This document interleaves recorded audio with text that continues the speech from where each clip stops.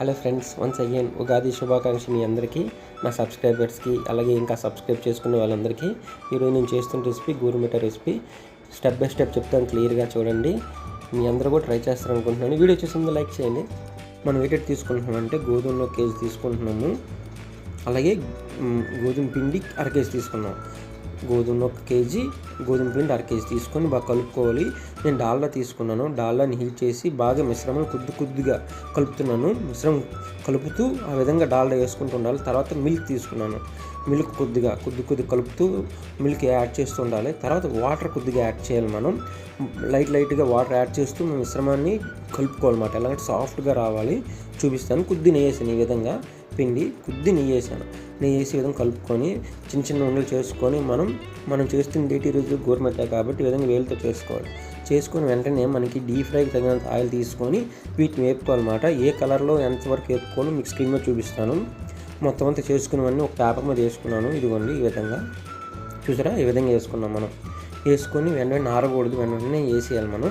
మనం ఎలాగంటే light goldish colour వచ్చినంత వరకు. అలాగే మనం వీటిని చేసిన దేనితో పంచదార పాకంతో చేస్తున్నాం, మనం షుగర్తో. కాబట్టి కేజీ షుగర్ తీసుకున్నాను నేను.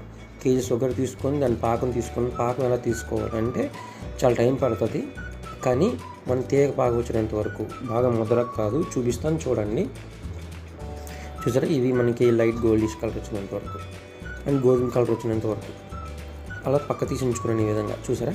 ఇప్పుడు మనం పాకం తీసుకుందాం. కేజీ పంచదార తీసుకున్నాం చెప్పాను కదా మీకు. ఇది మనం అందరం తినొచ్చు, ఆల్ ఏజ్ గ్రూప్ వాళ్ళు. చాలా బాగుంటుంది. బెల్లంతో చేస్తే ఇంకా బాగుంటుంది. నెక్స్ట్ రెసిపీలు మీకు చూపిస్తాను. గవ్వలు చాలా బాగుంటుంది. అది ఈవినింగ్ స్నాక్ కింద మనం ఎప్పుడైనా తినొచ్చు. అది ఇలాగ పంచదార తీసుకున్నాం కదా, దాన్ని మనం తీగ పాకం వచ్చినంత వరకు చూసుకోవాలి. చూపిస్తాను చేతితో మీకు. మనం అలా కలుపుకుంటున్నాం చూసారా, అలా కలుపుతూనే ఉండాలి, దగ్గరే ఉండాలి. లేకపోతే మనం ముద్రపాకం అయ్యే అవకాశం కూడా ఉంటుంది. అలా ఆ పంచదార షుగర్ అంతా కరిగిపోవాలి ఫుల్గా. కొద్దిగా వాటర్ యాడ్ చేసాం కదా, మనం ఫుల్ కరిగిపోవాలి. మీకు చూపిస్తున్నాను స్క్రీన్ మీద చూసారా, ఈ విధంగా కలర్ ఇంకా రావాలి. ఇంకా అంత పంచదార అంతా కరిగిపోవాలి. చాలా టైం పడుతుందని మీరు ట్రై చేయండి. చాలా బాగుంటుంది రెసిపీ. ఇది చాలామందికి వచ్చు, కానీ మీకు చేసి చూపిస్తున్నాను నేను ఈరోజు.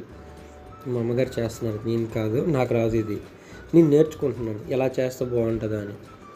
అలాగే వంటలు చేస్తాను కదా, ఈ విధంగా రావాలి పాకం. చూసారా, మనం తీగ పాకంలా రావాలి. మనం లాస్ట్కి రెసిపీ రెడీ అయిపోయింది.